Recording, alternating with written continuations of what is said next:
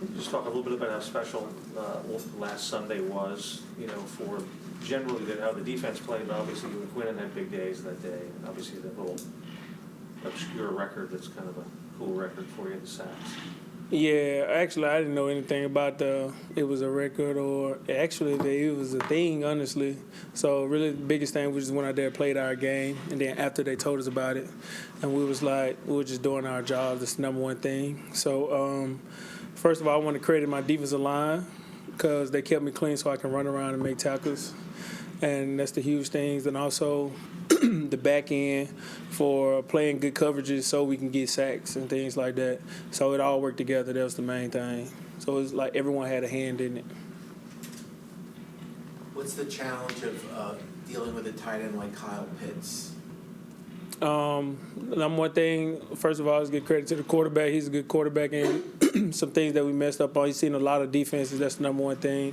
So it's going to be good for, like, play action and getting him moving and stuff like that.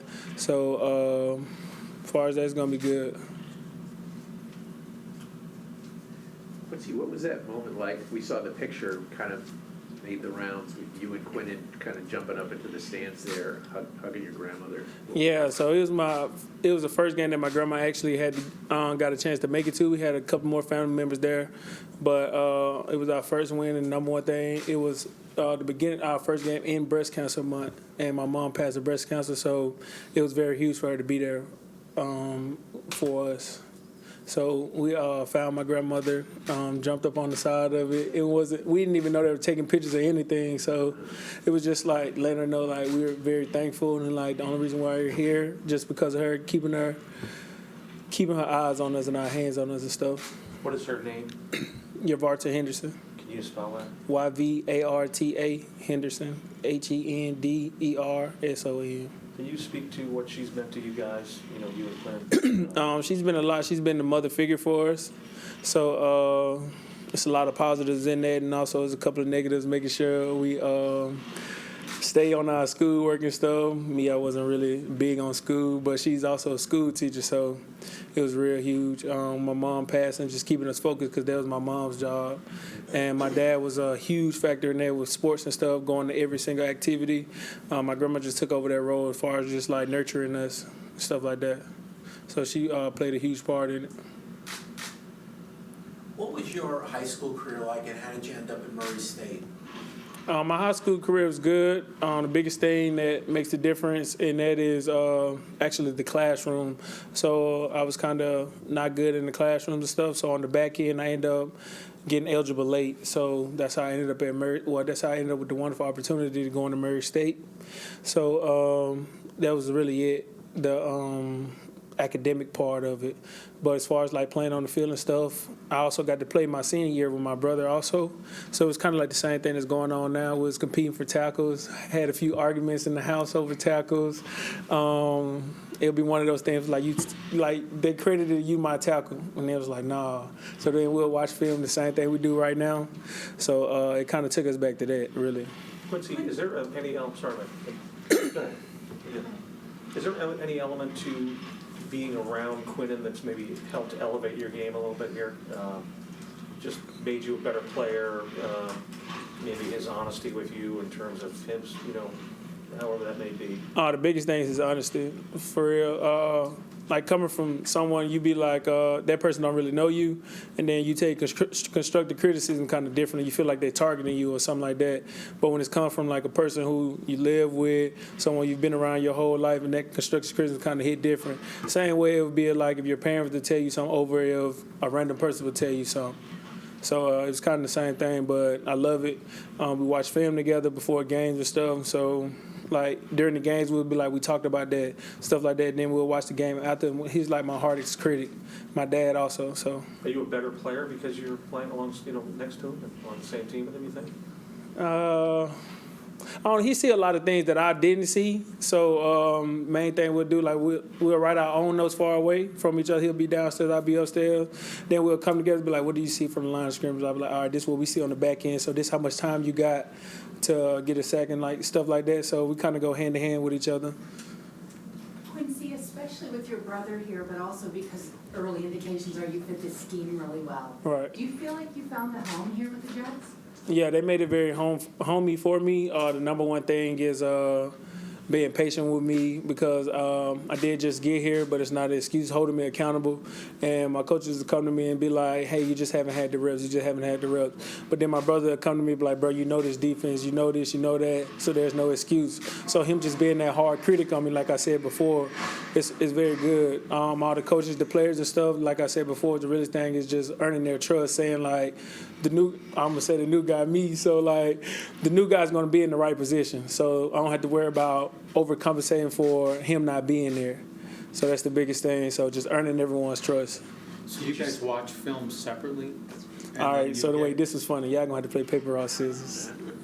Rock, paper, scissors, let's go.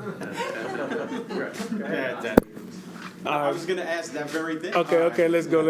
You guys watch films separately and then you get together? Yeah, so go over Monday we come over the game that just happened, then we get that out of our minds and stuff. So like the game we just had, watch that on Monday. Tuesday we come in, we got an off day, so he watches film, I watch my film. The biggest thing is the Falcons now. So I watch my film, he watches film, then we come together and be like, all right, so these are the notes we got. What plays do you think we're gonna run this week? What did you see from the line of scrimmage? Because you played them more than I played them. So things like that, like what did they do last year? They got a younger offensive line now, so it's like different things like that.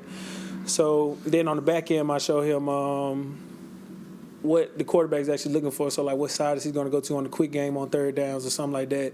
So we just kind of talk about everything with our game plan and stuff, and then we take each other's notes, and then we come to our teammates and stuff, and then we, after practice and stuff, we watch film together and be like, all right, this what it is, this what it's not. Then he criticized me, and then I criticize him and be like, hey, you can be a little bit quick on this first step and stuff like that. You got to be, number one thing with me, he always tell me I got to be more physical. So that's the main thing. You're pretty physical. Yeah. But the main thing is actually listening to that person for real. So we asked you, or Mark actually asked you, if Quinnen being here makes you a better player, but like going through the film and stuff like that and having that, do you think you might help make Quinnen a better player? Just, with what you're...